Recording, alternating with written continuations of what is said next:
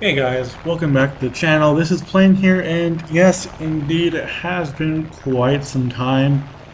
A lot of stuff has actually happened. I have moved from Yuma to Glendale, which, if for those who don't know, is part of the Phoenix metro area. A lot more opportunity. My friend dragged me up here because he was either move up there or be homeless. And well, thankfully, I'm glad to say I'm not homeless. I finally have a job that pays me, or at least gives me enough hours to more than make ends meet. And so, now I finally have the time after working over 137 hours last pay period to make a damn video. Here we're flying the A6M5-Ko, one of the legacy planes in War Thunder. This plane has been around for as long as I can remember this game. They actually removed it for a while, and I saw it one day while I wasn't even playing War Thunder. One day I saw it, I'm like, you know what, I haven't seen this plane in years, I have to get it before they remove it again. And so here it is, and essentially, it's just a normal A6M5, but the 20mm cannons have a bit longer of a barrel. So you get a bit more range, a bit more accuracy in the guns, but all in all, the play is still the same. You're going to want to set up for dogfights, you're going to want to set up for reversals.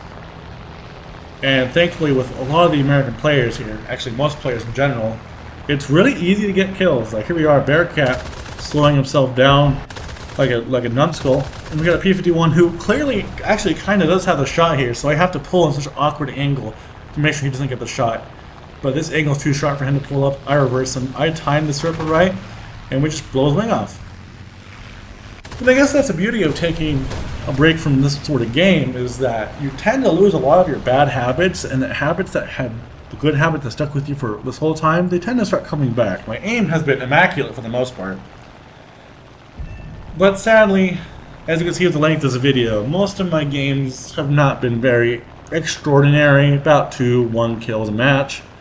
And that's not so much because of this plane, it's, well, like I said time and time again, it's more so the teams. Not necessarily your team. Your team is going to wipe the floor with the enemy team, and that's kind of the problem.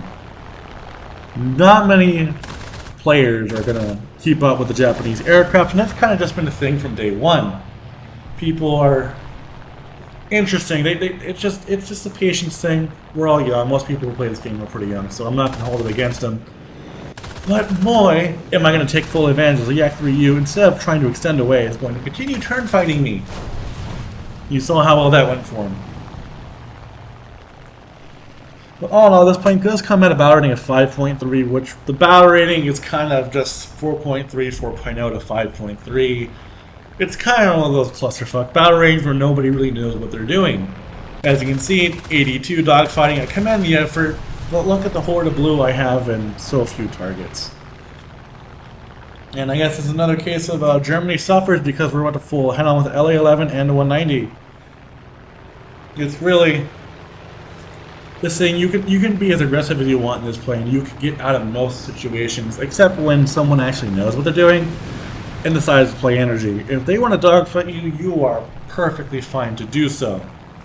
Again, these guns have a pretty good reach for Japanese guns, especially the 20mm, which are kind of shotguns. Well, I guess it does kind of balance them out, because if we gave the Zeros Hispanos, oh boy, everyone would be run for their money. But if you ever just want to relax and unwind after a hard day's work, I would recommend the Zero. You don't have to try too hard to have fun with it. It's just one of those planes that you kind of can just throw around.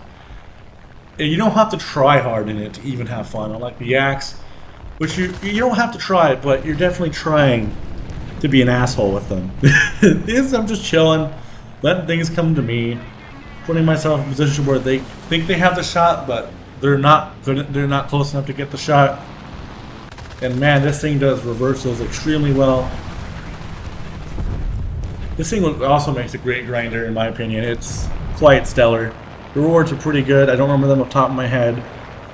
And it's consistent, which is what you really want from a grinder. You don't really need a plane that's going to get 3-4 kills a game that has a high skill cap, like, you know, the P-51. That plane, you can get high kill amounts, but they don't happen often, and you have to really try. This is just to sit back, relax, and just enjoy the grind. You're going to have fun in this plane, I promise you.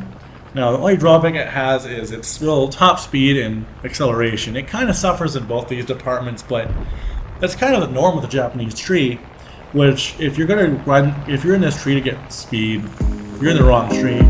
So use this plane, learn the Japanese tree, at least for props, and just take your time with it and have fun. This has been Plane Returns, and I hope you guys have a good day. Bye-bye.